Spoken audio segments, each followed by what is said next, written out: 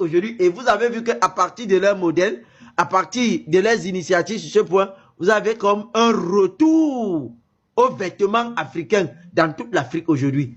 Notamment, je prends un exemple dans mon pays. Quand vous regardez partout là, vous avez les vitrines là, chez les stylistes, c'est plus africain que vous voyez aujourd'hui. C'est plus africain parce qu'ils nous ont montré le bel exemple.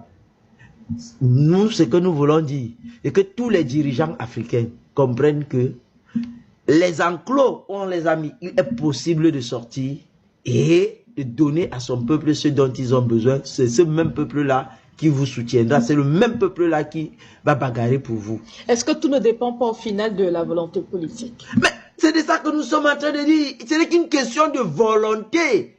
On a ici en face des personnes qui ne veulent pas s'enrichir, mais qui veulent... Vous savez le nombre de propositions qu'ils ont? Monsieur Traoré le dit souvent. Des propositions indécentes de ce quoi? Ah oui. Notre problème, je vous ai dit que c'est un problème. Moi, je résume ça à deux concepts. Le patriotisme et le nationalisme. Point, c'est tout. Le reste là, je dis ça va de soi. Aujourd'hui, ce que nous sommes en train de faire, l'éveil de conscience, elle est effective. Ce que nous sommes en train de faire, c'est de dire à nos dirigeants que nous sommes prêts à vous soutenir. Mais il faudrait que vous preniez les décisions. Parce que ce que nous faisons déjà est un risque. Ah oui, ce que nous faisons ici est déjà un risque. Maintenant, c'est à eux de prendre conscience. Parce que ceux de l'AES ont pris conscience à partir de ce que nous faisons ici. Mais nous sommes désolés que dans nos propres pays, quand nous le faisons, on appelle ça les perroquets. On nous traite de perroquets. Il faut prendre juste conscience. C'est un problème de volonté politique. Qu'on nous laisse les grandes théories.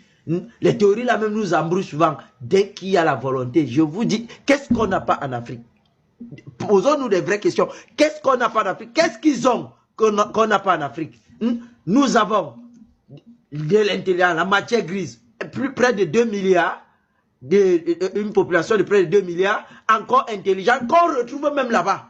Dans toutes les grandes industries, c'est les Africains qu'on retrouve. Vous avez la matière première, vous avez l'espace. Qu'est-ce qu'on ne peut pas faire en Afrique? C'est la question qu'on se pose toujours. Qu'est-ce qu'on